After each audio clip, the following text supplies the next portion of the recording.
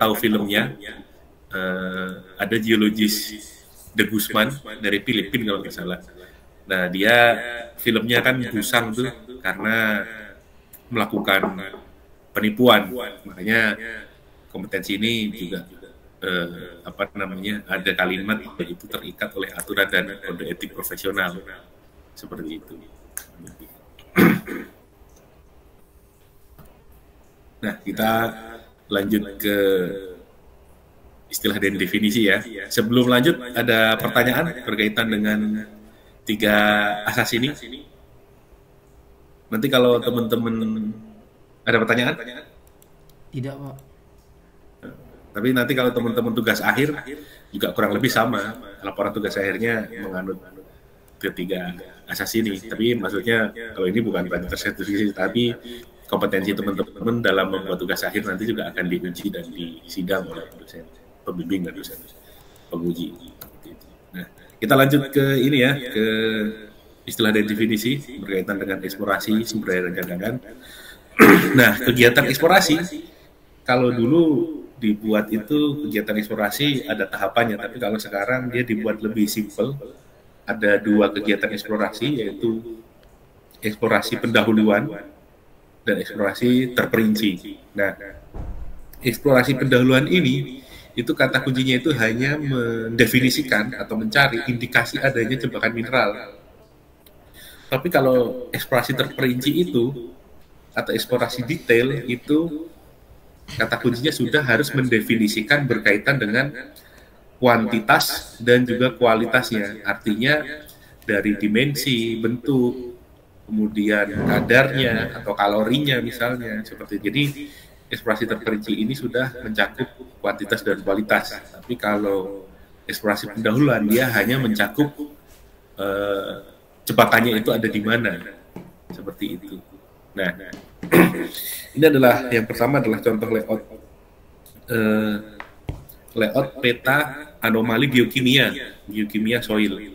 Nah, di sini kita bisa melihat yang warna polyline hijau itu adalah anomali 100 ppm Cu, kemudian yang polyline magenta ini adalah 5 ppm molybdenum, kemudian yang poligon di hatch magenta ini adalah 75 ppb AU. Jadi ini adalah peta yang ada di Banyuwangi yang sudah dipublish sama BSI, Merdeka Group.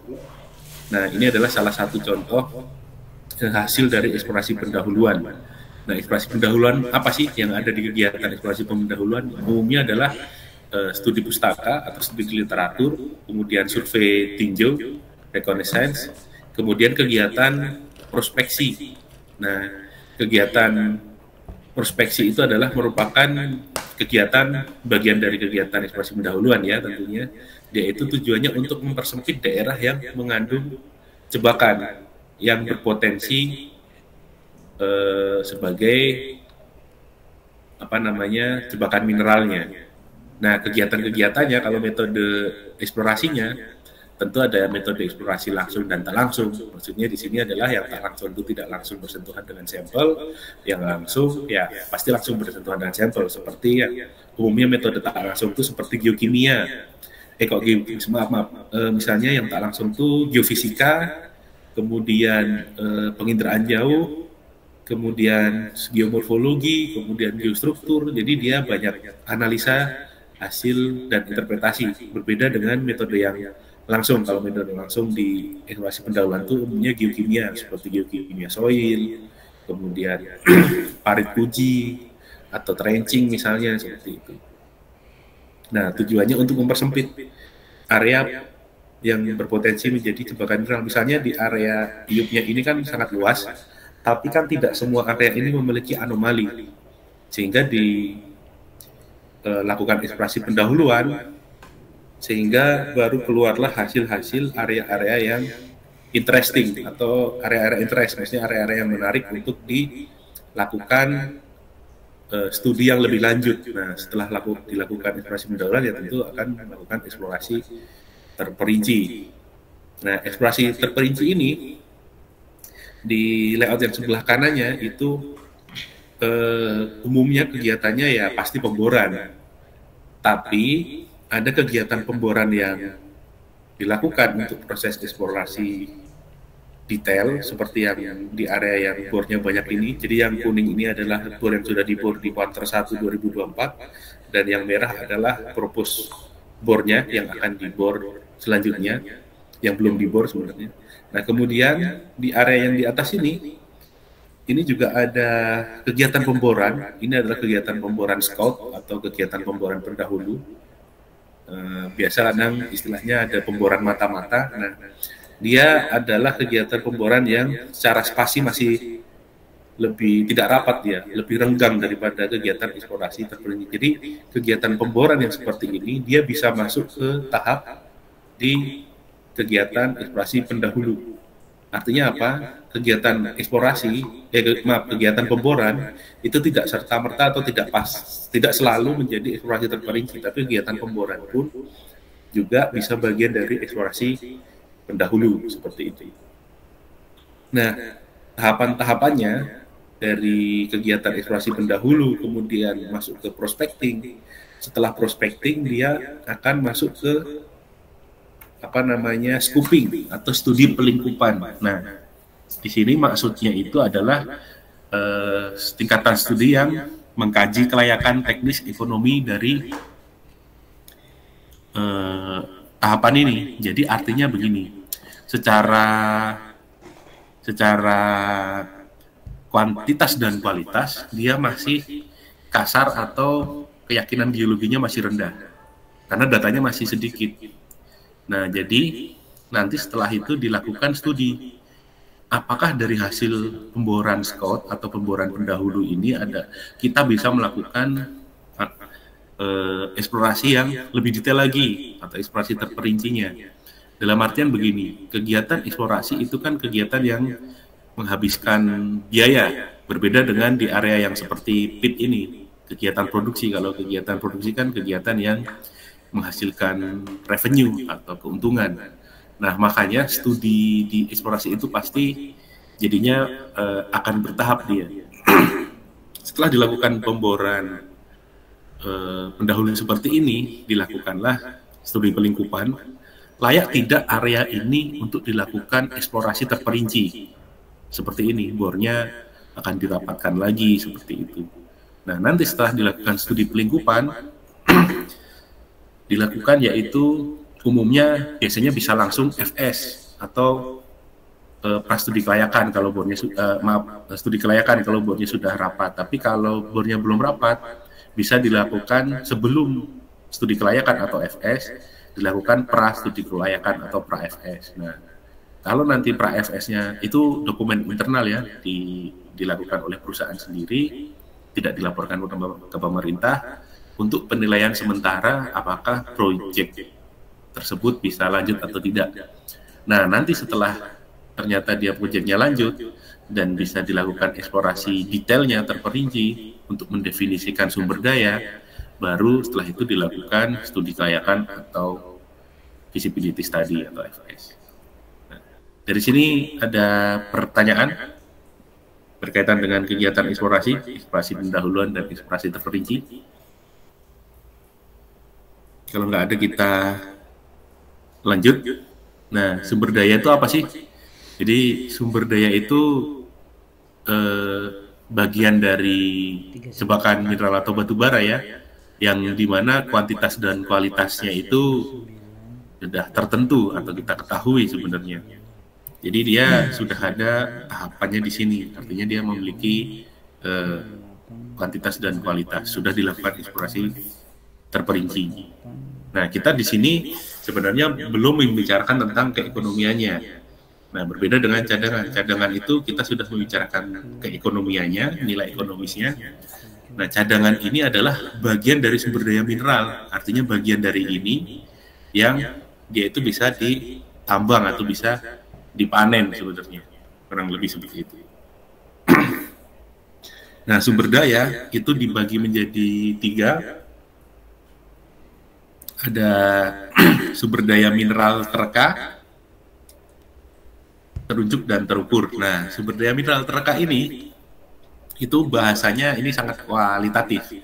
Tingkat kepercayaannya rendah, keyakinan geologinya itu tidak cukup untuk membuktikan kemenerusan dari jebakan mineral. Nah, sedangkan yang level menengahnya, sumber daya mineral tertunjuk, itu kelak keyakinan geologinya itu medium, dan titik pengamatan ini maksudnya adalah sampelnya itu atau datanya itu bisa menginterpretasikan kemenerusan dari jebakan mineral. Nah, tingkat yang lebih tingginya itu adalah yang terukur. Dia tingkat keyakinan geologinya atau tingkat kepercayaannya tinggi dan datanya itu dapat membuktikan kemenerusan dari kuantitas maupun kualitasnya. Nah, ini ilustrasinya. Ini kita punya ilustrasi yang warna merah terukur, hijau terunjuk, indicated, yang biru adalah yang tereka atau invert. Nah, yang putih ini itu adalah titik bor. Jadi kita bisa melihat bahwa di sini titik bornya hanya ada satu. Itu kita keyakinan secara geologi itu tidak meyakinkan karena baru hanya diwakili oleh satu titik sini. Kita belum tahu nih kemenerusan dari si jebakannya itu seperti apa. Nah, sedangkan yang di area sumber daya yang tertunjuk itu hanya ada 2 titik bor. Jadi dia datanya lebih banyak daripada si sumber daya terukur yang hanya ada satu. Tapi kemenerusannya di sini dia masih dipertanyakan benar menerus atau tidak nih. Tapi secara pembuktian data bor di sini dengan data bor di sini secara geologinya memang intercept dia ditemukan di data bor dan di sini. Tapi jaraknya masih sangat jauh. Nah, berbeda dengan di area sumber daya yang terukur yang merah ini, data bornya sudah sangat banyak dan lengkap, terus data jarak antar bornya juga dekat. Artinya di sini sumber dayanya itu bisa kita anggap sebagai sumber daya yang terukur karena di setiap data bor memiliki kemenerusan dan bisa dibuktikan kemenerusan geologinya di area. Nah, bisa kita anggap ada 2 parameter untuk dalam penilaian keyakinan geologinya. Itu ada 2, yaitu parameter eksplorasi dan geologi, seperti berkaitan dengan keterwakilan jumlah sampel. Di sini lebih rapat, lebih banyak. Terus yang di terunjuk mulai berkurang, yang diterka hanya 1 bor misalnya. Kan keterwakilan sampel lebih meyakinkan di area sumber daya yang terukur. Nah, kemudian selain itu juga tadi kita bahas tentang jarak bor, kemudian sampelnya, akuisisi sampel, kemudian komplektivitas geologinya. Nah, maksud dari komplektivitas geologinya itu apakah ada deformasi-deformasi geologi seperti perlipatan atau patahan seperti itu. Nah, kalau di sini data bornya di sumber daya yang terunjuk, di sini ada batu bara, di sini ada batu bara, tapi di sini ternyata ada perlipatan atau patahan, tentu di area sini tidak ada batu bara misalnya, karena sudah terdeformasi, sehingga areanya di sini jadi hilang. Seperti itu, makanya dia tidak sebagai sumber daya terukur dia, makanya data bornya masih kurang. Nah, kemudian kalau dari parameter yang estimasi, jadi tadi kita bahas parameter geologi dan eksplorasi, dari parameter estimasi, ini berkaitan dengan parameter-parameter matematis, seperti misalnya kalau kita menggunakan metode kriging, itu ada kriging variance, kriging efisiensi, kemudian nilai pembobotan sampel, slope of regresi, kemudian ada jumlah sampel pada sektor-sektor ellipsoidnya. Nah, nanti yang akan teman-teman pelajari di mata kuliah pengantar estimasi sumber daya nanti sama Pak Fadil, sama geostat seharusnya. Nah, sampai di sini ada pertanyaan mengenai sumber daya? Kalau nggak ada, kita lanjut ke cadangan. Kalau cadangan itu ada 2 ya, cadangan mineral terkira dan juga cadangan mineral terbukti atau proven. Nah, cadangan mineral terkira itu atau probable itu dia adalah cadangan yang faktor pengubahnya itu masih terdapat ketidakpastian.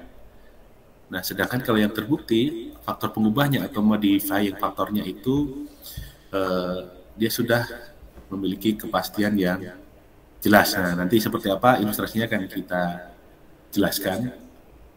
Kemudian kalau cadangan marginal, dia itu sebenarnya cadangan ekonomis, tapi karena ada alasan-alasan teknis maupun non teknis, dia menjadi tidak bisa ditambang. Artinya begini, sebenarnya dia itu ekonomis menguntungkan, tapi tidak bisa diambil atau tidak bisa diekstrak, sehingga dia statusnya menjadi sumber daya lagi. Nah, contohnya misalnya kira-kira seperti ini. Kita punya sebuah iup. Nah, tapi di dalam iup kita itu ada hutan lindung. Nah, sebenarnya potensi batu baranya kan kita bisa lihat menyebar seperti ini.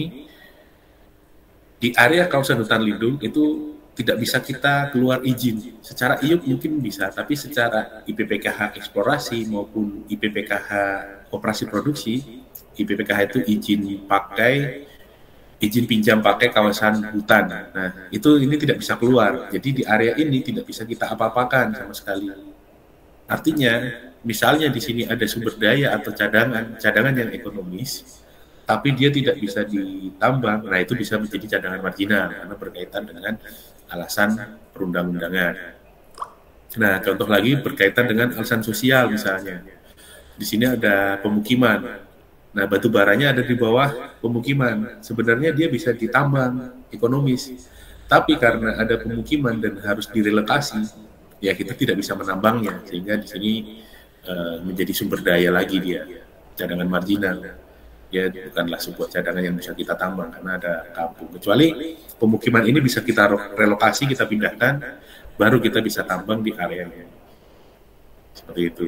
Atau juga alasan karena sarana-prasarana pemerintah ada jalan. Atau alasan lingkungan, ada sungai misalnya, sungai ini harus dipindahkan. Kalau kita mau menambang yang ada di bawah sungai, nah itu ada kajiannya pemindahan sungai. Nah, tapi dalam kasus-kasus tertentu, misalnya seperti ini adalah kawasan hutan lindung. Bisa juga karena tambang itu mempunyai multiplier efek yang banyak, jadi kawasan hutan lindung di sini sama pemerintah bisa juga dirubah statusnya menjadi hutan produksi ataupun APL, area penggunaan lain untuk non kehutanan. Misalnya bisa jadi di sini dirubah statusnya bukan hutan lindung lagi dan akhirnya bisa ditambang. Kemudian sungainya juga bisa dipindahkan seperti itu sehingga menjadi cadangan lagi statusnya. Nah, jadi begitu.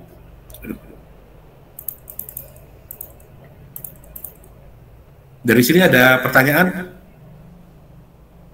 Sampai sini berkaitan dengan cadangan? Belum, Pak. Oke, kita lanjut ya. Nah, tadi kita udah bahas sumber daya dan cadangan. Kita bahas berkaitan dengan apa saja sih yang bisa kita pakai untuk optimasi atau modifying factor itu kita gunakan. Apa saja modifying factor itu yang kita pakai untuk mengkonversi dari suatu sumber daya menjadi cadangan, yaitu faktor-faktor teknis dan non-teknis. Kalau teknis ya umumnya seperti penambangan, pengolahan, pemurnian, kemudian lingkungan, kemudian yang non teknis ya ada ekonomi, kemudian ada sosial, sarana-prasarana, perizinan, atau perundangan dan kebijakan pemerintah. Nah, ilustrasinya seperti ini. Kalau kita punya sebuah sumber daya, nah yang bisa kita optimasi menjadi cadangan yang ekonomis itu hanya sebagiannya saja. Karena banyak faktor-faktor yang mempengaruhinya. Kalau kita analogikan itu mungkin kita punya satu kebun atau sawah misalnya, tapi tidak semuanya bisa kita panen, hanya sebagian aja yang bisa kita panen. Ada yang mungkin kena jamur atau kena wereng misalnya, kena macam-macam lah seperti itu. Jadi hanya sebagian saja yang bisa kita ekstraksi dari sumber daya itu menjadi cadangan.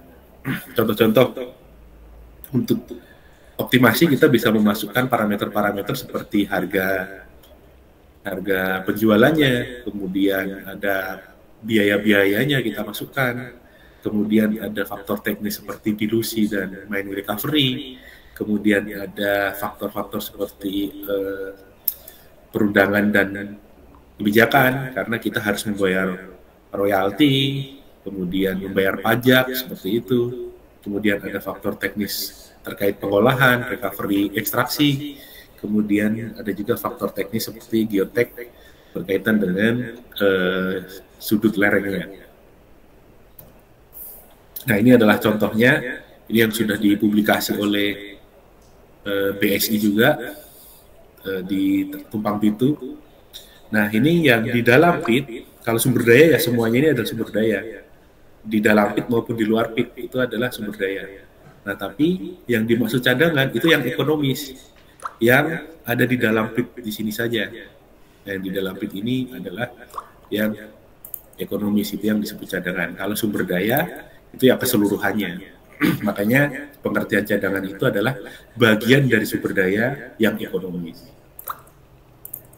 Nah, kalau misalkan ini dioptimasi sehingga dia pitnya menjadi besar seperti ini, tentu yang di area ini bisa menjadi cadangan. Nah, sumber dayanya yang mana? Sumber daya yang sebanyak ini. Artinya begini, kalau kita punya sumber daya, semuanya ini adalah 1 juta, maka sebagiannya hanyalah cadangan, misalnya 200.000 onsis misalnya. Nah, tapi ketika setelah kita optimasi ulang, kita mendapatkan ini, otomatis sumber dayanya tetap 1 juta, yang cadangannya yang meningkat, cadangannya adalah misalnya menjadi 800.000 onsis. Nah, seperti itu kurang lebih. Dari sini ada pertanyaan berkaitan dengan sumber daya cadangan dan modifying factor. Kalau nggak ada, kita akan lanjut ke ini ya, ke klasifikasi sumber daya dan cadangan. Nah, bagaimana sih menilai tingkat keyakinan? Karena kita yang akan bahas itu intinya adalah ini, klasifikasi sumber daya mineral dan cadangan. Kalau dari sini kan kita seringnya adalah bahasanya adalah kualitatif ya, tingkat geologinya adalah tingkat geologi yang paling rendah, kemudian menengah atau medium, baru tingkat geologi yang paling tinggi. Nah, nanti dari sumber daya dikonversi ke cadangan menggunakan modifying factor. Nah, penilaiannya itu, kita kalau di SNI itu ada 6 parameter, yaitu adalah yang pertama adalah validasi topografi. Kemudian setelah validasi topografi, yaitu kita lihat keterwakilan sampel. Setelah itu kita lihat analisis spasialnya. Kemudian kita juga melihat dari penentuan domain mineralisasi, kemudian analisis geostatistik, kemudian nanti baru masuk ke pemodelan sumber dayanya atau estimasi sumber daya. Nah, yang pertama berkaitan dengan validasi topografi ini, itu tentu ada topografinya sendiri yang disajikan, yaitu yang perlu kita lihat. Itu validasi topo itu juga dilihat dari metodenya. Data topografi itu diambil berdasarkan data apa, misalnya seperti data LIDAR, atau hasil citra satelit, atau hasil atau data DEM misalnya. Nah, ada juga topo yang detail, misalnya pengambilan data topo itu menggunakan total station atau theodolit. Nah, kalau teman-teman yang sudah mengambil kuliah pemetaan dan surveying, praktikum menggunakan total station dan theodolit, nah itu pasti sudah dilakukan. Kemudian penyajian peta toponya juga harus skala yang besar ya, 1:2000. Jangan sampai skalanya kecil, 1:30.000 gitu misalnya. Itu kan skalanya sangat kecil, jadi toponya tidak mewakili, ketelitiannya tidak bagus. Tapi kalau hanya 1:2000 itu ketelitiannya lebih bagus, atau lebih besar lagi, misalnya 1:500 atau 1:1000 misalnya. Nah, kemudian berkaitan dengan kolar bor. Kolar bor ini atau data bor itu, kolarnya adalah ada informasi azimut, ada informasi easting, northing, dan elevasi. Nah, sehingga kalau kita punya sebuah permukaan atau data topo, polar bore ini ketika kita plot titik pemboran tuh melayang di topo. Nah ini berarti artinya tidak valid ya, karena XYZ-nya tidak tepat di topografi, tidak berada di permukaan. Tapi kalau data bor itu kita plot di permukaan, di topografi, itu match atau fit dengan topografi. Nah ini yang benar seperti itu. Nah, selain data polar bore, ada data juga polar sample. Kalau kita mengambil sampel linier atau sampel trenching di permukaan seperti itu. Nah, kemudian ada azimut dan inklinasi atau dip dari pemboran. Nah, azimut pemboran adalah arah pemborannya itu berapa, misalnya 180 derajat, kemudian dippingnya atau inklinasinya itu misalnya 60 derajat. Nah, downhole itu juga penting. Downhole ini adalah digunakan untuk melihat deviasi dari atau mengukur deviasi dari azimut dan dipping pemboran pada kedalaman tertentu. Jadi kalau ilustrasinya misalnya kita ada permukaan dan kita ada jebakan mineral di sini, kemudian kita bor. Nah, ini adalah bor dengan misalnya azimut 180 dan dippingnya adalah 60 misalnya. Kita bisa tahu data azimut dan inklinasi kan ketika setting rig atau menggunakan alat inclinometer pada saat pemboran di meter ke-0 di awal di permukaan. Nah, tapi kan kita tidak tahu di kedalaman tertentu itu dia apakah mulai melenceng atau tidak, karena pipa bor yang panjang walaupun dia terbuat dari besi kan dia bisa melengkung dia. Nah, misalkan ternyata ketika kita sudah ngebor dengan azimut 180 dan di 60, ketika kita menghitung di kedalaman tertentu, misalnya di kedalaman 30 meter, kemudian di kedalaman 60 meter, di kedalaman 90, kedalaman 120 meter, itu downhole kameranya dia melenceng dia. Azimutnya mulai berubah, misalnya dari 180 menjadi 185, kemudian di kedalaman di bawahnya di 60 dia menjadi 190, di kedalaman 90 azimutnya dia menjadi 195, begitu pula si dipnya mulai melandai dia dari 60 menjadi 58 menjadi 55 misalnya, di kedalaman 90 menjadi 52 misalnya seperti itu. Nah, artinya begini, kalau kita tidak melakukan downhole survei atau downhole kamera di kedalaman tertentu, kita penyajian data itu seolah-olah area di sini, mineral di sini yang terintercept oleh data bor. Padahal aktualnya kalau kita lakukan downhole itu ada kemelencengan, itu aktualnya yang terintercept di data bor itu adalah di area sini. Nah, makanya downhole itu penting dilakukan di kegiatan pemboran sumber daya, pemboran atau kegiatan eksplorasi terperinci. Sebenarnya untuk kegiatan semua pemboran dilakukan. Nah, kecuali pemborannya itu adalah pemboran vertikal. Kalau pemboran vertikal, nah itu boleh tidak dilakukan downhole, tapi umumnya juga tetap dilakukan downhole. Nah, berkaitan dengan validasi topo, ada pertanyaan?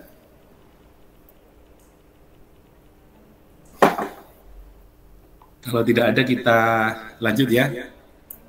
Setelah itu adalah setelah validasi topografi, kita penilaiannya adalah yang kedua, yaitu terkait keterwakilan sampel. Keterwakilan sampel ini itu adalah berkaitan dengan core recovery, di mana core recovery-nya itu harus minimal 95%. Kalau misalnya core recovery itu kurang dari 95%, yaitu harus dijelaskan itu misalnya kenapa, apakah karena core-nya sering core loss atau core-nya hilang misalnya, seperti itu pada saat proses pemboran. Nah, ini berkaitan dengan technical drilling dia. Kalau core recovery kan sudah tahu ya, biasanya di geotech ini dijelaskan kita run, misalnya kita ngebor itu 100 cm, kita ngebor 100 cm misalnya, maka core recovery itu adalah core yang didapat dari hasil pengeborannya. Misalnya core-nya kita ngebor itu 100 cm, bornya itu ada dapat kita 95 cm. Jadi core recovery-nya itu ya hanya 95%, 95/100, makanya dia dapatnya nilainya 95%.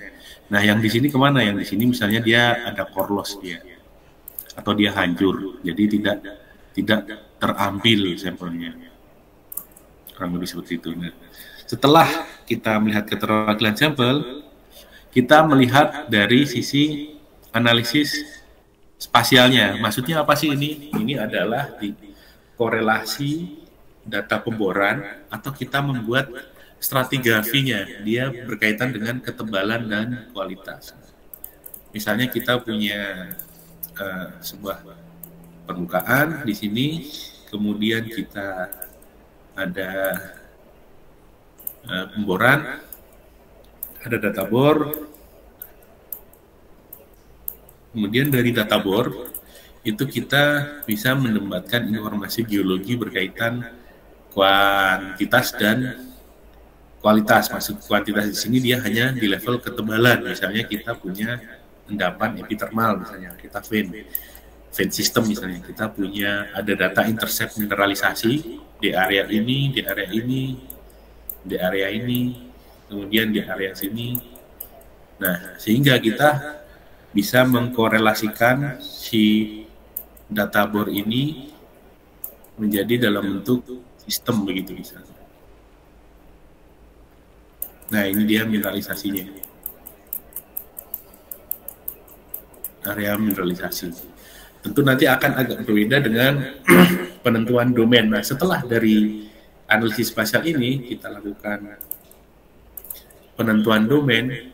Penentuan domain ini berkaitan dengan karakteristik mineralisasi dan juga komplektivitas geologinya, baik litologi, alterasi, struktur, misalnya seperti pelapukan juga. Nah, misalnya contohnya seperti ini. Kita punya sebuah jebakan mineral, misalnya batuan beku, intrusi atau porfiri, begitu misalnya. Nah, ketika kita melakukan pemboran, itu karakteristiknya ada yang berbeda. Misalnya di sini adalah alterasi propilitik, misalnya data yang di sini, begitu juga dengan data yang di sini. Kemudian di data bor yang di sini itu kita menemukan alterasinya adalah alterasi potasik, walaupun litologinya sama ya, batuan beku misalnya, batuan beku intermediate ya misalnya, tapi alterasinya berbeda dan mineralisasi dari kadar misalnya juga berbeda. Di sini cenderung high grade misalnya di area propilitik, di area potasiknya cenderung low grade. Berarti domain mineralisasi kita juga bisa membagi domain mineralisasi menjadi domain mineralisasi berdasarkan alterasi dan grade yang berbeda, propilitik dan grade-nya yang lebih bagus, dan juga alterasi domain mineralisasi si potasik yang grade-nya juga agak lebih rendah. Nah, tapi kalau secara korelasi, secara litologi dia satu litologi, misalnya satu litologi batuan intermediate. Nah, ini domain batuan litologinya, tapi domain mineralisasinya dibagi menjadi dua. Seperti itu. Nah, di sini ada pertanyaan. Kalau ada pertanyaan langsung angkat tangan atau menyela, nggak masalah. Nah, setelah kita lakukan penentuan domain, kita lihat dari sisi analisa geostatistik. Ya, tentu ini berkaitan dengan statistik. Ya, teman-teman sudah belajar di statistik dasar. Kemudian ada juga kita lihat dari parameter-parameter geostatistik, misalnya seperti variogram, untuk rigging misalnya, atau pembobotan inverse distance per R atau per R kuadrat atau per R pangkat 3. Kemudian kita juga melihat dari sisi anisotropinya. Nah, ini nanti yang akan dipelajari di mata kuliah geostatistik dan evaluasi cadangan biasanya, atau estimasi sumber daya, mungkin di semester ini atau semester depan. Nah, setelah melakukan analisa geostatistik, itu kita melakukan pemodelan geologi. Nah, ini berkaitan dengan metode estimasi. Ya, seperti metodenya misalnya dengan poligon atau kerucut terpancung atau inverse distance tadi yang kita sebut. Kemudian ada juga kriging ataupun simulasi. Kemudian tipe modelnya, blok model yang kotak-kotak atau strat model yang stratigraphy atau DTM atau topo misalnya. Nah, ini contohnya biasanya di batu bara. Ada floor-nya, ada roof-nya, nah itu yang dihitung. Kemudian kalau blok itu yang kotak-kotak, numerik. Nah, kemudian ada ukuran blok, daerah pengaruh, interpolasi, dan ekstrapolasi data. Nah, di menilai tingkat keyakinan dari 6 parameter ini ada pertanyaan? Kalau nggak ada, kita lanjut ya. Nah, yang kita bahas tadi itu sebenarnya dasar-dasar dari ini, tabel yang ini. Ini tabel ini sudah paling terkenal nih kalau di teman-teman yang sedang kuliah, banyak di mata kuliah yang membahasnya. Klasifikasi sumber daya, misalnya dari GeoRC atau dari KCMI atau dari SNI, itu sama semua sebenarnya, hanya beda bahasa saja. Nah, karena merujuknya ke GeoRC sih ini, jadi pasti sama dia. Jadi sumber daya tadi kan kita ada bagi 3, tereta, terunjuk dan terukur. Kemudian cadangan ada 2, terkira dan terbukti. Nah, tingkat keyakinan geologinya itu semakin ke sini, ke bawah ini dia semakin meningkat. Dari terka yang tingkat geologinya rendah, tidak bisa membuktikan kemenerusan, ini tertunjuk medium. Terukur ini bisa membuktikan dengan pasti kemenerusannya secara geologi. Nah, dari sumber daya ini yang bisa dikonversi menjadi cadangan, itu hanya sumber daya tertunjuk dan terukur. Nah, kalau tertunjuk itu bisa dikonversi menjadi cadangan probable, kalau sumber daya terukur bisa dikonversi menjadi cadangan yang terbukti. Nah, faktor pengubahnya apa saja kan tadi sudah kita bahas ya, teknis dan maupun non teknis. Nah, tapi untuk sumber daya terukur itu bisa menjadi sumber daya probable, cadangan probable atau cadangan terkira. Karena apa? Karena ada beberapa faktor pengubah yang tidak pasti atau variabelnya itu fluktuatif misalnya. Nah, ini juga berkaitan dengan faktor pengubah, tapi bisa juga berkaitan dengan tingkat geologinya tiba-tiba jadi menurun. Misalnya seperti ini, kan aneh nih, kita sudah melakukan eksplorasi, kok pas dioptimasi malah menurun. Ternyata misalnya ada update berkaitan dengan ternyata data bore-nya ada yang salah atau modelnya ada yang dirubah lagi, update misalnya menjadi ada deformasi atau segala macam, kurang lebih seperti itu. Kalau ini biasanya keluar di ujian ini, kalau dulu waktu kuliah. Nah, setelah ini kita membahas mengenai flowchart optimasi ya, bagaimana optimasi dari sumber daya menjadi cadangan. Nah, ini ada, kita punya misalnya data sumber daya itu kalau kita sendiri yang melakukan kegiatan eksplorasi yang kita sendiri yang melakukannya, ya tentu pada saat proses verifikasi dan validasi data ya kita langsung hasilnya adalah kalimatnya true kan, jadi benar pasti. Tapi kalau misalnya kita itu orang yang kesekian, atau artinya kita membeli data atau membeli suatu IUP, pasti ada hasil laporan sumber dayanya. Kita lakukan verifikasi dan validasi. Kalau misalnya datanya itu ada yang tidak valid atau something wrong dengan hasil laporannya, tentu kita harus konfirmasi ke orang kompeten person yang membuat laporan ini tadi. Nah, setelah kita konfirmasi dan kita validasi, misalnya kita itu sudah valid, kita bisa lanjut ke optimasi. Kalau ternyata ini tidak valid atau terjadi penipuan misalnya, ya kita ngapain lanjut membeli atau melanjutkan kegiatan kan, karena laporan sumber dayanya sudah salah seperti itu. Nah, ketika kita mau masuk ke tahap optimasi, ya tentu yang kita masukkan adalah faktor-faktor pengubahnya, faktor-faktor pengubah atau modifying faktornya berkaitan dengan faktor teknis dan maupun non teknis, misalnya seperti teknis-teknis penambangan. Pada akhirnya kita akan melakukan pemilihan metode penambangan, termasuk juga pemilihan alat misalnya. Nah, contohnya kita punya tipe endapan yang porfiri misalnya. Porfiri itu kan kalau yang sudah mengambil genesa bahan galian dan petrografi atau petrologi, nah itu mineralisasinya kan disseminate, menyebar dia, atau mungkin stop work misalnya. Jadi ya tentu pemilihan alatnya harus disesuaikan dengan alat-alat yang cenderung besar kapasitasnya.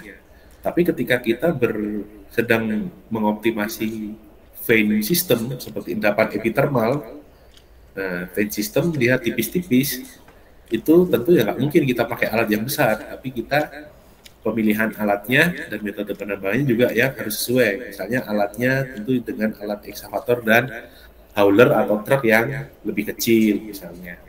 Atau misalnya endapan vein-nya itu ada di jauh terkubur di bawah tanah misalnya. Sehingga kita melakukan metode penambangannya dengan underground. Nah, kemudian kalau misalnya kita bertemu dengan nikel dia ada di lereng-lereng dan kaki lereng, bisa kita menggunakan mirip-mirip open pit tapi dia tidak ada sumurnya, jadinya adalah open cast dia misalnya. Kaitan dengan itu. Kemudian kita memasukkan parameter ekonomi, itu kita pembuatan pit cell atau cangkang pit. Nah, baru nanti kita membuat desain pit. Nah, ini berbeda ini antara pit cell dan desain pit. Bedanya itu hanya simpel saja. Kalau kita punya sumber daya dan cadangan di sini, kita sudah optimasi menjadi pit cell. Di pit cell itu yang ada itu hanya overall dan single slope. Dia belum memasukkan desain jalan pit cell. Nah, sehingga dari hasil optimasi pit cell ini, kita baru melakukan desain tambang. Nah, desainnya ya batasnya mengikuti pit cell ini. Misalnya, kita seperti ini. Ini kita sudah punya referensi pit cell-nya, kita akan membuat, nggak mungkin dong kalau kita mau nambang nggak bikin jalan, pasti kita harus membuat jalan kan. Nah, sehingga desain pitnya menjadi seperti ini begitu. Nah, artinya begini, kita desain pit itu jadi lebih lebar daripada pit cell, artinya kita punya tambahan menambang overburden atau waste di area di atas jalan. Nah, tentu ini akan mengakibatkan penurunan dari revenue karena kita menambah waste-nya. Nah, atau misalnya kondisinya adalah kita punya cadangan misalnya seperti ini, kita punya pit cell ya, overall dan single slope, tapi pada saat kita mau melakukan desain pit, kemudian kajian geoteknik kita juga lakukan studi geoteknik yang lebih lanjut lagi, ternyata single slope dan overall slope dari geotek itu bisa berubah, bisa lebih tegak, sehingga kita bisa melakukan desain pitnya seperti ini dia. Ketika kita membuat jalan, ada di dalam desain pit. Nah, artinya ada beberapa area atau overburden atau waste yang tidak kita tambang. Nah, ini malah bisa menjadi lebih menguntungkan. Makanya tahapnya dari setelah pembuatan pit cell, kemudian dibuat desain tambang, baru dilakukan finansial modelnya, model ekonominya, dan juga dibuat scheduling atau perencanaan tambangnya. Jadi kenapa kok ini harus dibuat? Jadi kondisinya kalau kita punya sebuah pit, tidak mungkin hanya dalam 1 tahun atau dalam waktu singkat bisa kita habiskan. Tentu kita menghabiskannya ada schedule atau jadwalnya. Misalnya di tahun pertama kita mengambil di bagian atasnya, tahun kedua di bagian tengah, tahun ketiga ke bawah. Tentu akan tetap berbeda ketika schedule-nya juga berbeda. Misalnya ternyata dalam menambang itu dia tahun pertama seperti ini, tahun keduanya begini, tahun ketiganya begini, kemudian tahun keempatnya menghabiskan yang area sisanya, area yang di sini. Itu pit cell yang sama atau desain pit yang sama itu bisa berbeda revenue atau hasil keekonomiannya ketika schedule-nya juga berbeda seperti itu. Nah, kalau misalnya dia dari hasil keekonomiannya ternyata tidak layak untuk ditambang misalnya, nah bisa dianalisis ulang, makanya dia looping dia dari estimasi pit cell, parameter-parameter ada yang berubah misalnya, atau masuk ke bagian scheduling tadi. Nah, pit cell yang sama, schedule-nya, opsi-opsinya atau case-nya bisa berbeda, hasilnya juga berbeda pada saat evaluasi. Misalnya kayak kita punya suatu area atau tambang yang mana kita analisa dengan harga tahun 2020 misalnya ternyata tidak ekonomis. Tapi pada saat di tahun 2050 misalnya karena harganya jauh naik, nah itu ternyata menjadi ekonomis. Misalnya seperti itu. Nah, kita lanjut di yang akan kita bahas ini dari tahap design pit dan menjadi LOM atau scheduling. Nah, ini yang ada di KCMI 2011. Itu dari design pit, kita buat schedule-nya menjadi LOM, life of mine, kemudian staging-stagingnya, atau stage 1, stage 2, stage 3 tadi yang kita bahas tadi. Di tahun pertama, stage 1 tahun pertama, stage 2 tahun kedua misalnya, stage 3 tahun ketiga, nah itu seperti apa. Nah, ilustrasinya seperti ini. Ini pit cell yang atas dengan bawah ini pit cell-nya sama. Kita punya opsi 1 yang atas, opsi 2 yang bawah. Kita bisa lihat warna biru itu di 5 tahun pertama, warna ke hijau itu 5 tahun kedua, ke kuning 5 tahun ketiga, merah 5 tahun keempat. Nah, dari pit cell yang ini, pit cell-nya sama, tapi schedule-nya bisa berbeda, LOM-nya berbeda, hasil finansial modelnya juga bisa berbeda seperti itu. Nah, ilustrasinya itu seperti kalau kita punya untuk optimasi, kita punya blok model, kemudian kita buat ekonomi modelnya, baru kita buat pit cell dan stagingnya atau pushbacknya. Kalau mungkin nanti ngambil main plan pasti akan tahu istilah itu. Kemudian desain pit ini tidak hanya dari desain pit di setiap stage, kemudian hasil scheduling dan optimasinya. Nah, yang dimaksud blok model ekonomi ini maksudnya adalah nanti biasanya di evaluasi cadangan dan demand plan akan dapat juga. Misalnya kita punya cadangan dan sumber daya seperti ini, terus kemudian kita punya pit ya. Punya pit, blok model yang ada di dalam area cadangan kita itu akan didefinisikan menjadi sebuah blok uang yang mana lambangnya makanya dolar. Di sini pasti akan plus semua. Yang low grade ya mungkin plus $1, yang high grade bisa jadi plus $10 karena kan tergantung kadar dan keekonomiannya. Tapi kalau yang di area misalnya di area waste-nya, di area overburden, itu juga akan dibuat dalam bentuk blok, tapi dia dolarnya itu nilainya minus semua dia, karena kan menambang waste ya, ini adalah cost dia, ada cost-nya, seperti itu. Nah, di dalam core, misalnya ada di dalam core yang dia tidak ekonomis, di bawah cut-off grade, ya tentu nilainya minus juga karena plusnya tidak bisa menutupi nilai minusnya seperti itu. Tapi kalau di break even cut off grade, nilai plusnya, nilai uangnya dengan kita dibandingkan dengan nilai penambangannya dia akan impas, makanya nilainya jadi 0 dia. Nah, kalau untuk optimasi itu ada dua pendekatan konvensional. Dia memiliki hanya satu model, kemudian dioptimasi dan dianalisa ekonominya, financial modelnya. Tapi kalau sekarang kita bisa memasukkan probabilitas dari si model itu.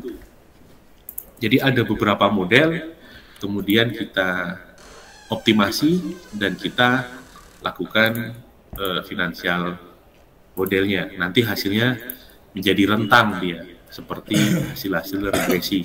Nah, kasus-kasus seperti ini umumnya kita memiliki variabel-variabel yang fluktuatif biasanya, baik variabel dari sisi geologi atau variabel di faktor pengubahnya misalnya. Nah, kalau misalnya kita pakai contoh adalah dari faktor geologinya, misalnya ada potensi ternyata kadarnya menaik 10% atau turun 10%. Nah, misalnya kita punya sumber daya sebanyak 10 juta ton emas, rata-rata itu kadarnya adalah 1 gram per ton, tapi dari sisi modeling, dari sisi simulasi, ada kesempatan grade itu menjadi estimasi ya. Kalau data bor grade-nya nggak mungkin naik, karena data bor itu adalah data yang diuji, tapi hasil estimasi ada kemungkinan grade-nya naik 10% menjadi 1,1 gram per ton atau turun 0,9. Nah, jadi 0,9 gram per ton misalnya. Nah, sehingga tentu finansial model dari ketika dia kadarnya tinggi atau kadarnya rendah, itu nanti ketika optimasi itu bisa berbeda. Nah, sehingga bisa mendapatkan case rentang. Ini yang contoh analisa menggunakan NPV, net present value. Kalau teman-teman ngambil analisis investasi tambang, itu ada yang kadarnya rendah, mungkin value-nya hanya ada di bawah. Tapi kalau kadarnya naik, dia akan revenue-nya bisa akan ada di atas. Jadi dia memiliki rentang. Seperti itu kalau kita melakukan model dengan probabilistik seperti ini. Nah, sampai di sini ada pertanyaan kira-kira berkaitan dengan optimasi dan parameter-parameter. Kalau nggak ada, kita lanjut ya ke pelaporan.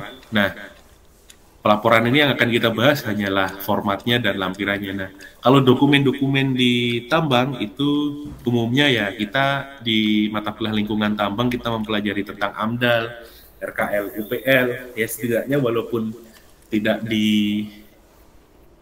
keluar di ujian, biasanya sih kalau dulu waktu kuliah ditanyakan itu isinya tentang apa, tapi ini nggak keluar di ujian ya. Tapi sebenarnya siswa sudah harus tahu juga.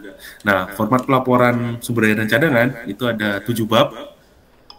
Bab 1 mengenai latar belakangnya. Kemudian bab 1 dan bab 2 ini sebenarnya. Kemudian di bab 2-nya itu hanyalah tentang deskripsi proyek ya. Ini harusnya bab 2 ini tentang lokasi seperti itu.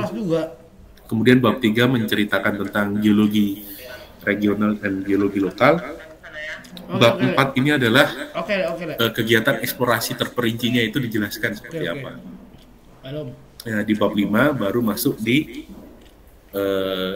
tentang bab pemodelan atau estimasinya. Nah, bab 6 dan bab 7 ini adalah bab mengenai pelaporan cadangan. Bab 7 ini bab 6 ini isinya adalah kajian-kajian teknis. Kemudian bab 7 adalah optimasinya.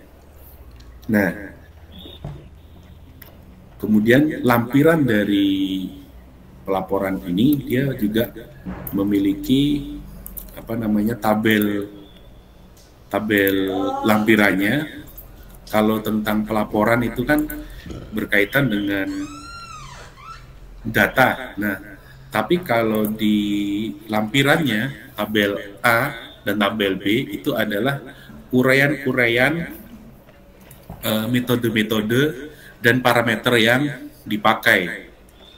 Nah, misalnya seperti di tabel A1 sampai tabel A5. Nah, kalau di tabel A1 ini adalah A1 sampai A3, sorry, maaf, tabel A1 sampai A2 nanti itu yang dijelaskan mengenai asas-asas transparansi dan materialitas. Tapi kalau tabel A3 dan 4 itu mengenai kompetensi. Nah, di tabel A1 ini contohnya adalah yang diuraikan adalah mengenai teknik pengambilan sampel, teknik pengeboran, itu sampai ke tabel 2 berkaitan dengan areanya, kondisi geologinya. Kemudian di tabel 3 itu adalah mulai di bab tentang estimasi sumber dayanya, itu metodenya seperti apa, kriging, parameter cut-off-nya, kemudian geometalurgi seperti apa, itu yang dimasukkan. Density ini juga wajib, karena density kan yang menjadi faktor pengalih antara volume dan kadar. Nah, kemudian di tabel A5 itu adalah tabel yang tidak terlalu wajib kalau untuk eksplorasi mineral dan batu bara, tapi kalau tambangnya adalah tambang batu akik atau tambang intan misalnya, nah ini tabel A5 ini dipakai untuk estimasi dan laporan intan dan batu mulia. Nah, di tabel B itu adalah isinya adalah kajian teknisnya si optimasi cadangan. Jadi tabel A itu untuk sumber daya, tabel B ini untuk cadangan seperti itu. Nah, ini yang dimasukkan parameter-parameternya. Ada seperti OPEX, operasional expenditure, biaya operasi atau CAPEX misalnya capital expenditure. Nah, itu juga dimasukkan dan parameter lainnya. Nah, kalau kita bisa melihat contoh, ini yang saya lihatkan itu adalah contoh laporan tabel dari PT Merdeka BSI. Ini adalah contoh laporan tabel 1 dari GeoRC. Nah, kalau GeoRC itu sebutannya adalah tabel 1, tapi kalau di SNI itu disebut sebagai tabel A. Sebenarnya sama saja, hanya beda bahasa saja. Nah, di sini Merdeka Copper Gold dia menceritakan tentang kegiatan pemboran dan modelingnya di tahun 2023 dan di kuartal 2024 berkaitan dengan data bornya dan juga hasil-hasil pemborannya. Kemudian disajikan juga model-modelnya. Setelah itu disajikan yaitu ringkasan eksekutif dan statement dari kompeten person. Itu sumber daya itu ada berapa dan klasifikasi sumber dayanya apa saja. Yang di sini yang dia sajikan hanyalah tereka dan tertunjuk, invert dan indicated saja. Nah, begitu juga dilampirkan adalah data bornya yang sudah dilakukan, karena ini laporan dipublish secara umum ya, karena Merdeka kan tambang yang sudah IPO, dia memiliki saham publik. Nah, data-data ini juga kalau diplot itu juga koordinatnya itu akan ada di Banyuwangi sana. Ini salah satu penerapan contoh materialitas. Nah, datanya jelas dan nyata ini. Kalau datanya melenceng ya berarti artinya ada sesuatu yang salah dengan laporan ini. Laporannya menjadi tidak bisa dipercaya kalau datanya salah. Makanya datanya jadi transparan dan materialitas. Nah, ini adalah kompetensi bagian statement ringkasan eksekutif, statement dari si kompeten pesertanya. Nah, baru dilampirkan tabel 1. Kalau di SNI ini adalah tabel A.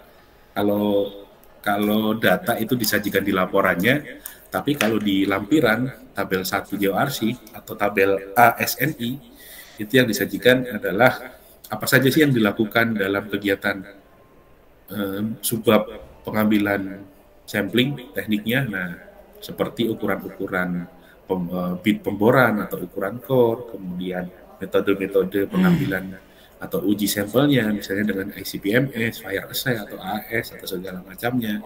Nah, kurang lebih seperti itu.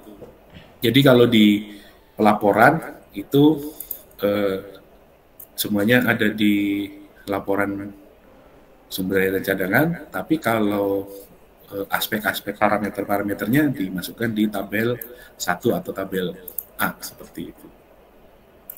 Nah, kalau dari Saya sih cukup. Jadi bahwasanya intinya itu yang kita bahas itu sebenarnya adalah mengenai klasifikasi sumber daya dan cadangan dan juga pelaporannya seperti apa. Sumber daya itu ada 3, terdekat, tertunjuk, dan terukur. Nah, ini dibagi berdasarkan tingkat keyakinan geologi. Nah, memang bahasanya kualitatif,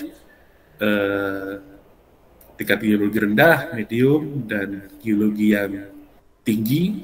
Tapi sebenarnya secara kuantitatif adalah yang sudah kita bahas tadi, misalnya seperti jarak bor, seperti itu, kemudian parameter-parameternya dari 6 parameter. Kalau di SNI ada validasi topo, keterwakilan sampel, hingga ke pemodelannya. Kemudian dari sumber daya ini bisa kita konversi menjadi cadangan menggunakan faktor-faktor pengubah. Faktor pengubahnya apa saja? Ya, yang sudah kita jelaskan tadi, teknis maupun non-teknis. Nah, kemudian sumber daya terukur pun bisa menjadi cadangan terkira, kalaupun faktor pengubahnya memiliki variabilitas yang lebih fluktuatif.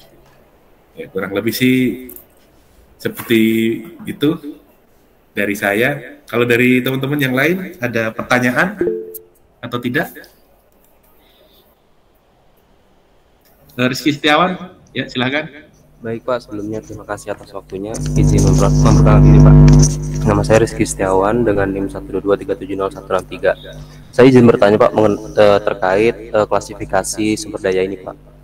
Semisal kita sudah menentukan hasil perhitungan dari metode estimasi yang kita gunakan itu Pak. Terus untuk menentukan bagian klasifikasi sumber daya ini, apakah ada parameter yang untuk menjelaskan dia masuk ke sumber daya tereka, tertunjuk maupun terukur? Apakah ada parameter tertentu Pak dari hasil perhitungan estimasi sumber daya kita Pak? Bagaimana langkahnya gitu Pak? Ya. Pertanyaannya baik ya dari Rizky. Kalau di KCMI 2011 itu kalau teman-teman mencari dokumennya berkaitan dengan klasifikasi sumber daya dan cadangan seperti yang lama-lama KCMI 2011 atau SNI yang lama 2011, itu memang diatur di peraturan bahwa misalnya seperti di batu bara itu untuk spasi bornya disebutkan dia misalnya untuk per 100 meter dia masuk ke sumber daya terunjuk, formasi bor yang per 50 meter dia sudah bisa masuk terukur. Kemudian formasi bor di perkalian 200 meter misalnya itu masih baru bisa masuk sumber daya tereka. Nah, tapi setiap endapan itu kan berbeda-beda. Nah, bagaimana cara kita menentukan klasifikasi dari apakah ketika kita mengestimasi bisa masuk ke tereka, masuk ke terunjuk, masuk ke terukur setiap endap. Makanya sekarang menjadi bahasanya adalah kualitatif dia, tingkat keyakinannya rendah, medium dan tinggi. Artinya di sini begini, yang rendah dia tidak bisa membuktikan kemenerusan, yang terunjuk ini cukup untuk membuktikan yang ini udah pasti terukur, yang terukur ini pasti bisa terbukti. Artinya seperti ini. Nah, kalau kita melihat analisa misalnya menggunakan parameter estimasi ya, seperti kita misalnya menggunakan variogram, kan kita ada parameter eksplorasi geologi dan parameter estimasi. Nah, misalnya kita banyak metodenya, misalnya kita menggunakan apa namanya, bentar saya share begini biar ada penanya.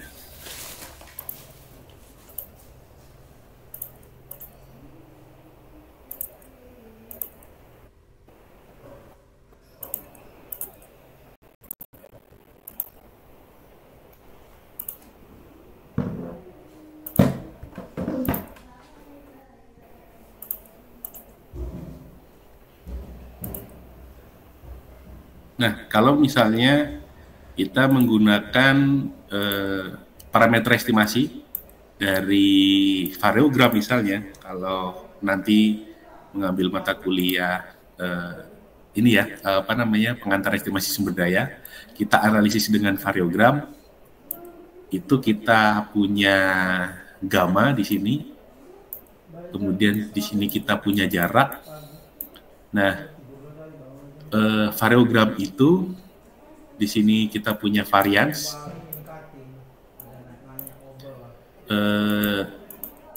Jarak daerah pengaruh suatu bor ketika kita sudah menganalisa variogram, ini adalah daerah pengaruhnya, yang mana dia menjadi grafik variogramnya itu dia sudah maksimal atau dia mendatar.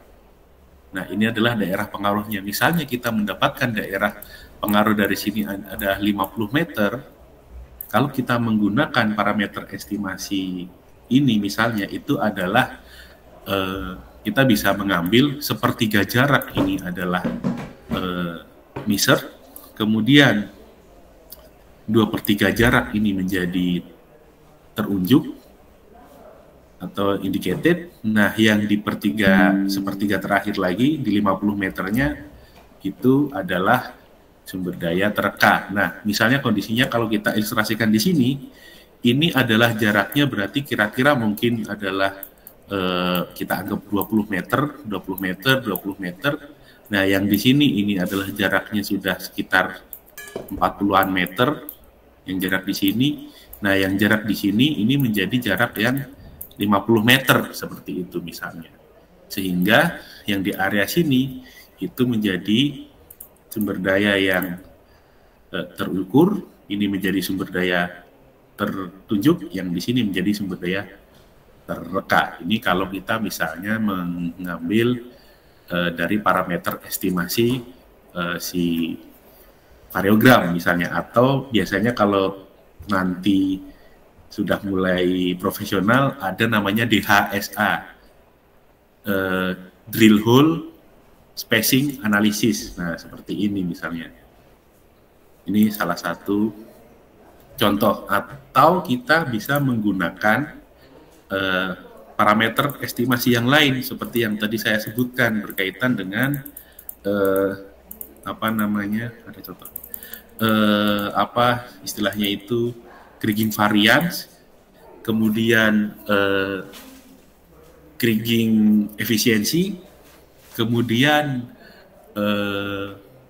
slope of regresi. Nah, misalnya kriging variance itu adalah variansi dari hasil kriging itu kita ambil yang rendah, misalnya kurang dari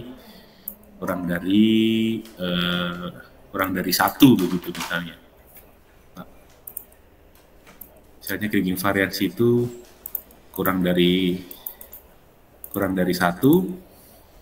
Kemudian untuk kriging efisiensinya itu lebih dari 0,8 misalnya, slope of regresinya lebih dari 0,8 juga, kemudian persentase negatif pembobotannya adalah kurang dari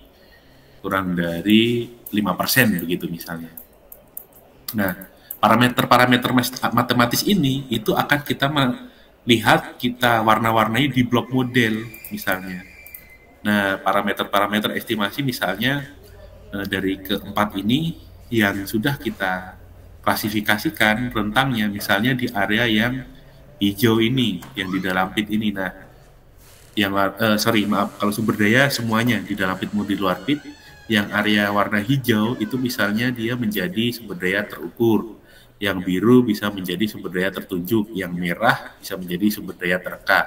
Nah, bergantung pada parameter estimasi. Umumnya sumber daya terukur kalau kita melihat dari sisi kriging efisiensi dan slope of regresi ini bisa di atas 0,7, ada yang lebih strict di atas 0,9.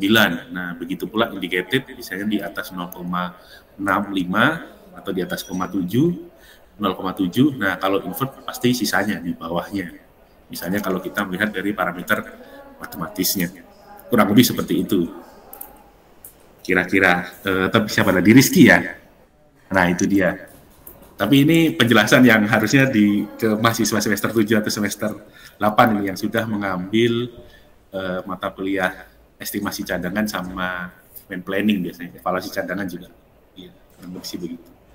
Tahap-tahap bagaimana kok kita bisa tahu sih tertunjuk, terukur. Nah, dari parameter estimasi maupun parameter eksplorasi tadi. Kurang lebih begitu. Kira-kira. Ya, baik Pak, terima kasih. Mungkin ada satu pertanyaan lagi Pak. Ya, boleh. Terkait yang Bapak bilang tadi yang mengenai density untuk mendapatkan tonasenya. Jika kita tidak mengetahui nilai kadar nih Pak, akan tetapi kita mengetahui nilai dari ketebalan lapisan batu baranya semisal, apakah bisa digantikan Pak, nilai kadar itu digantikan dengan nilai dari ketebalan lapisan batu baranya Pak untuk mendapatkan hasil tonasenya Pak? Oh iya, begini, kalau untuk di batu bara itu kan kebanyakan yang dipakai adalah ya tadi. Nah, batu bara itu umumnya yang kita pakai adalah strat model. Jadi ketika kita memodelkan batu bara itu kita umumnya tidak menggunakan model blok yang seperti ini, kotak-kotak seperti ini, seperti di mineral, tapi data yang kita pakai itu hanyalah umumnya adalah misalnya kita punya data topografi ya, permukaan, kemudian di sini ada topo roofnya batu bara, kemudian ada topo floornya batu bara, kemudian ada misalnya lapisan-lapisan batu lain, misalnya batu lempung atau batu pasir misalnya. Nah, yang kita hitung itu kalau di batu bara itu kita batasi di topografi atau file DTM dia biasanya bentuknya namanya. Nah, dari atas dengan bawah dan juga batas kanan kirinya. Ini kalau tanpa samping ya, section ya. Tapi kalau tanpa atas kita punya sebuah data, kita batasi data X sama data Y-nya. Nah,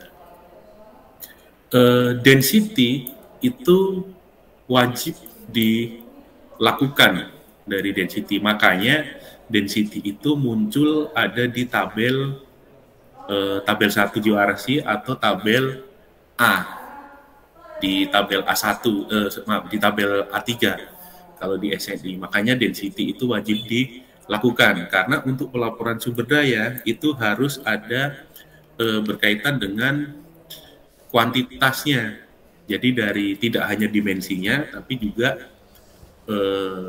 arahnya, sebarannya dan juga tonasenya, kuantitasnya. Makanya kalau di batu bara itu yang diukur pasti adalah proksimatnya, karakter-karakter proksimatnya seperti kalori, kemudian kalau abu dan lain kan di ultimatnya. Nah, umumnya kalori, tapi untuk volume itu wajib ada pelaporannya dan density juga harus ada. Nah, pengujian density itu bisa dilakukan dari sampel ketika kita melakukan. Kalau di batu bara bornya itu umumnya tegak dia. Saya pemain di praktisi di mineral. Nah, kalau batu bara itu kan bornya tegak-tegak dia. Pengujian density itu wajib dilakukan di setiap sampel pemboran. Nah, tapi tidak dari sampel ujung ke ujung, hanya sampel yang bisa kita anggap mewakili saja seperti itu. Nah, kurang lebih begitu Rizky. Jadi jawabannya adalah density itu wajib dilakukan. Baik Pak, terima kasih Pak. Ada yang lain, pertanyaan dari rekan-rekan yang lain?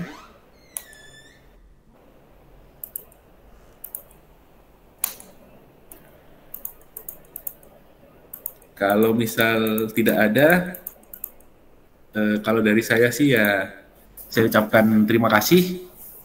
Kalau ada salah-salah kata, saya mohon maaf. Oh ya, ketua kelasnya hadir nggak di sini?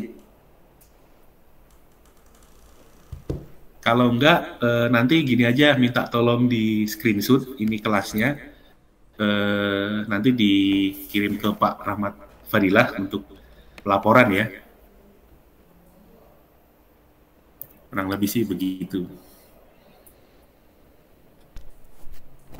Nah, kalau dari saya sih,